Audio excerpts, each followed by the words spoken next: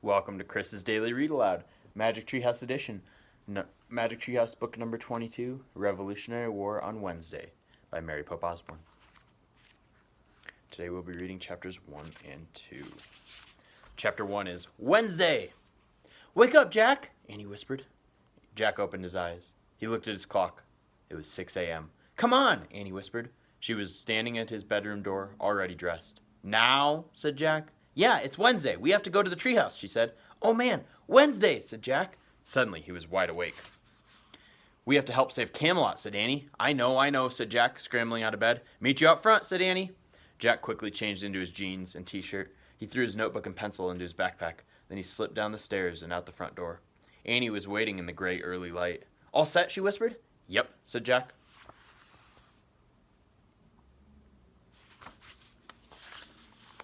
They took off running across their yard. They ran down their quiet street and into the Frog Creek woods. Soon they came to the treehouse. They climbed up the rope ladder. In the early light, they saw Morgan's note, the same note they'd found on Sunday. Jack picked it up and read aloud. "Dear Jack and Annie, Camelot is in trouble. To save the kingdom, please find these 4 special kinds of writing from my library. Something to follow, something to send, something to learn, something to lend.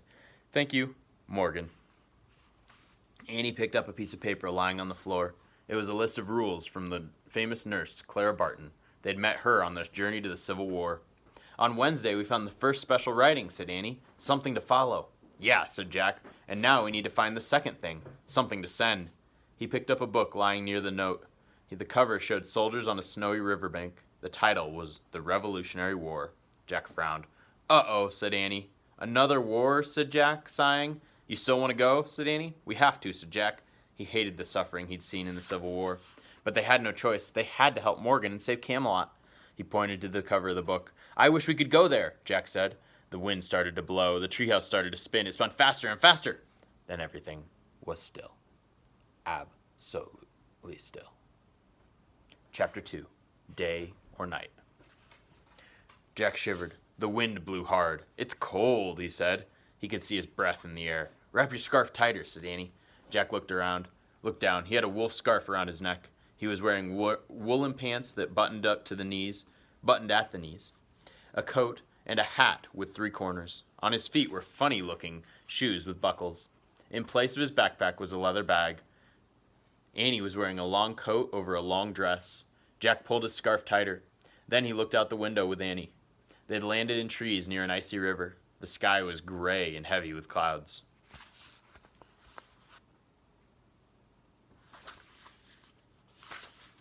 "It's almost day, or almost night. I can't tell," said Annie. "Yeah, I hope it's almost day," said Jack. "I wonder where we'll find something to send," said Annie. Jack shrugged. "First, we have to find the Revolutionary War," he said. He opened their research book. By the gray light, he read, "Over 200 years ago, the United States was made up of 13 colonies ruled by Britain. From 1775 until 1782, American patriots, quote, patriots, fought for independence from Britain. This was called the Revolutionary War." I put quotes around patriots because that's how it's written. They describe them as patriots there. Jack took out his notebook. He wrote, "American patriots fight for independence from Britain." Jack turned the page. There was a picture of soldiers in red uniforms. He read aloud, "During the Revolutionary War, British soldiers wore red uniforms. For this reason, they were called Redcoats." Jack wrote in his notebook, "British equal Redcoats." "Wow, snow," said Annie. Jack looked up from his writing. Annie was holding her hand out the window. A few snowflakes blew into the treehouse. "Not much yet," said Jack, "but we better find the special writing soon." "Well, stop reading and come on," said Annie. She buttoned up her coat and started down the ladder. Okay, said Jack. He packed the research book and his notebook into his bag. Then he followed Annie.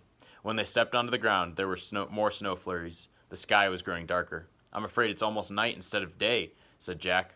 "Yeah," said Annie, looking around. "Hey, look, people!" She pointed up the river. In the misty distance was a campfire. Several men sat around the fire. They all held muskets. "Maybe they can help us," said Annie. She started away, but Jack grabbed her. "Wait, I think they're soldiers," he said. "They have muskets. Remember the muskets from the Civil War? The guns the soldiers carried?" "Oh, yeah," said Annie. "They might be Redcoats," said Jack. "Let's sneak closer and get a better look at their uniforms." "Quick," said Annie, "before it's too dark to see." And that is the end of Chapter 2. Tomorrow, we'll be reading Chapters 3 and 4. Chapter 3 is It's Time. Hope you have a great day. Stay safe, wash your hands, have fun, everybody. Bye.